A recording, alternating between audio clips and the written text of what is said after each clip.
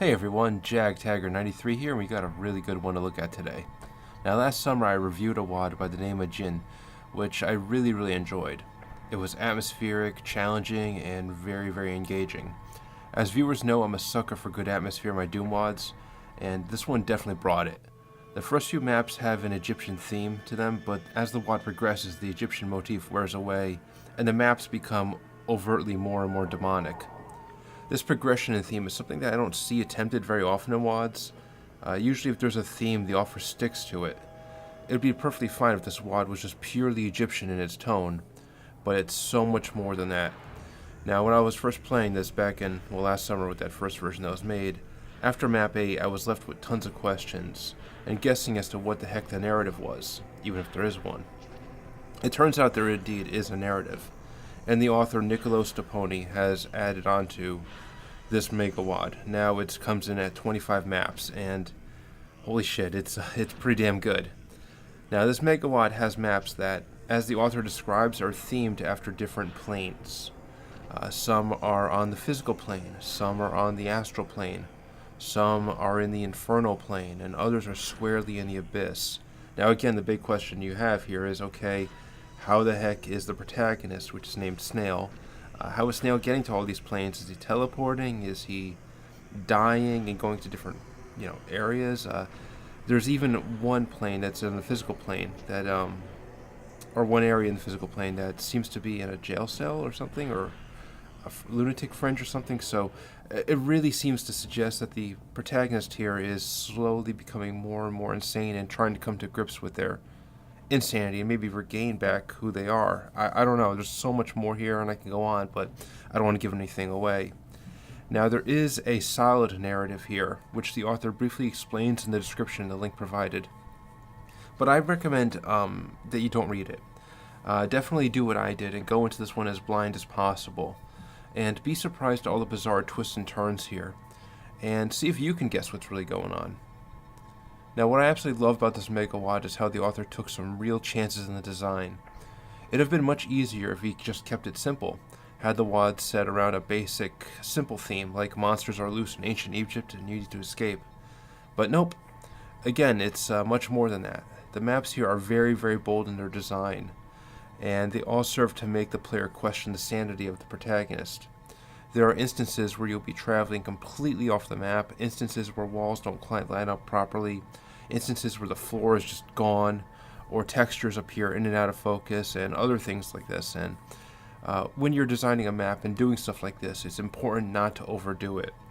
I mean, there's a broad line between writing a story about a character's slow descent into madness, and then creating a novel that's nothing but incomprehensible, gibberish. However, Niccolo uses the map gimmicks pretty well and pretty competently, and increasingly so as the mega WAD goes on.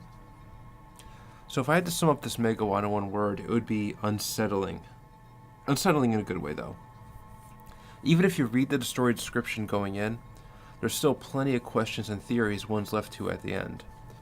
Also, as the WAD progresses, more and more tropes of level design are challenged and completely upended, which really puts the experienced player ill at ease.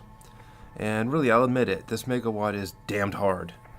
But it's hard in the best way. Now, some think a game can be difficult if it's also fair. That's being hard in the right way, right? Well, I call bullshit on that. I mean, that works, the idea that you make something hard but fair, but if you want to make something difficult, like a difficult WAD or game for that matter, and you want to make it difficult but right, make it freaking hard. Make it unfair even. Make it to where there are instances where the player either has to be lucky or through trial and error knows exactly what to do, where to stand, and where to go.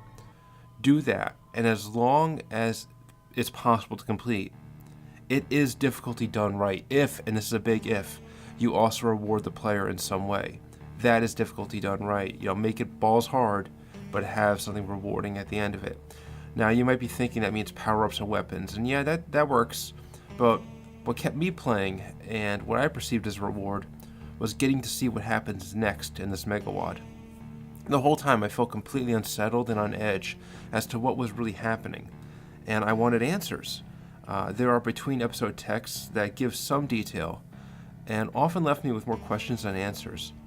Also, the increasingly bizarre design to the maps really was an incentive for me to keep playing to see what our protagonist, again named Snail, will encounter next. Indeed, with this wad, I pushed on not just because I wanted to beat it, or just because I wanted to because it was just fun to play for its own sake, but I pressed on for the need to know and the narrative. And that's not something that happens very often with Doom wads for me. It reminded me a bit of another wad, actually, the famous Unloved mod. And yeah, Unloved was very, very good, but I felt actually more creeped out playing this one than Unloved. And I think what the reason for that was with Unloved, it's very clear that it's very overt what it is. Whereas this one, there's a bit of juxtaposition between what's expected and what's unexpected. With Unloved, again, you're just seeing complete, it's very clear you're not playing a typical Doom wad. With this, though, there's stuff that is typical in a Doom wad, but it's put alongside stuff that isn't typical. So, for example, for what I mean here is map 13, which really is one of my favorites. When you start map 13, you appear to be on a moon base. That's very typical for Doom. However, you also hear, if you have the music on, and definitely play this with the music on. Sometimes I don't have the music on because I don't really like a lot of times what authors put to music to their wads. Sometimes it doesn't fit or doesn't convey a good theme to me. But anyway, yeah, definitely have the music on. And the music to this map 13, sounds like Gregorian chant. And Gregorian chant on a moon base doesn't fit. It's very odd. It's very bizarre. And on any other wad, I would say this is just bad design. But here it works because it's intentional. This juxtaposition of what's expected, a moon base, with what's completely unexpected, Gregorian chant, a Doom wad played like this on a moon base, is just a very, very odd and bizarre pairing. And right there, my eyes are telling me one thing: moon base, typical, you know what to expect. But my ears are telling me another: Gregorian chant. Why am I hearing Gregorian chant? There's something else happening here. And that's some grand psychology at work by the author to make the player really question their senses and really question what's going on. First appearances seem to suggest that this is going to be just another moon-based corridor shoot with demons. But what I'm hearing is the promise that there's much more to this one. So I play, and yeah, it gets tough. But I keep going because I'm unsettled. And I want answers as to what's going on. How did Snail end up here? What's up with the chanting monks on the moon? And am I even on the moon, or is this all in Snail's head? Just great, great stuff. So, yeah, again, this Megawad is very, very hard. And yes, it does feel unfair in some areas. Especially maps 7 and especially map 22, which took me forever to figure out what to do. Not because it was really hard to figure it out, but because it's really, really hard to think straight and get your bearings when you're fighting for your life. You see, I usually play my wads on ultraviolence, and if they're giving me too much trouble, I turn down to hurt me plenty, and usually I can do it. However, I'll admit it, with this Mega Wad, there were some instances, especially later on, where I had to put the difficulty way down low, even as far down as I'm too young to die, and I still got a good challenge out of it.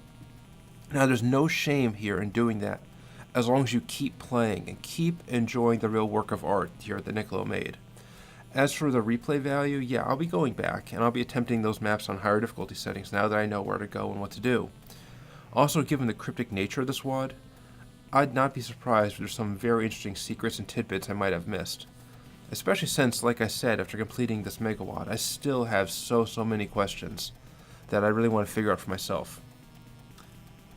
So to wrap up, I absolutely loved this Mega Wad. It deserves to be tried by at least as many people as possible.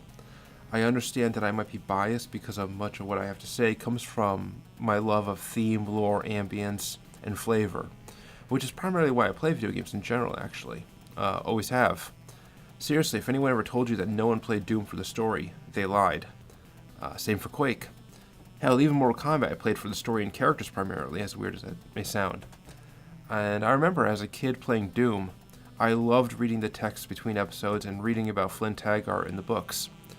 So, the Djinn Megawad, which I previously rated 93% with that earlier iteration, now that it's at 25 maps and a much more of a complete product, I feel it now earns a near-perfect 98% for me.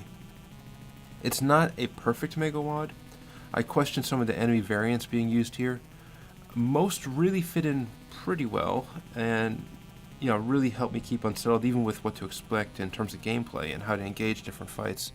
But other enemy variants do feel a little like they were just thrown in just cause. Now, I'm not saying that's actually what happened here, but I'm just saying that's how it felt to me. Besides that, definitely play this. From top to bottom, from the music to the very challenging gameplay to the delightfully confusing narrative, even to the map names, actually. Look at those, they're very interesting. I absolutely love this Megawad from top to bottom. And yeah, now go play it. And if you have any different ideas or thoughts, let me know in the comments. I always love talking to other players. In the meantime, this is JagTagger93 signing out. You have a good one.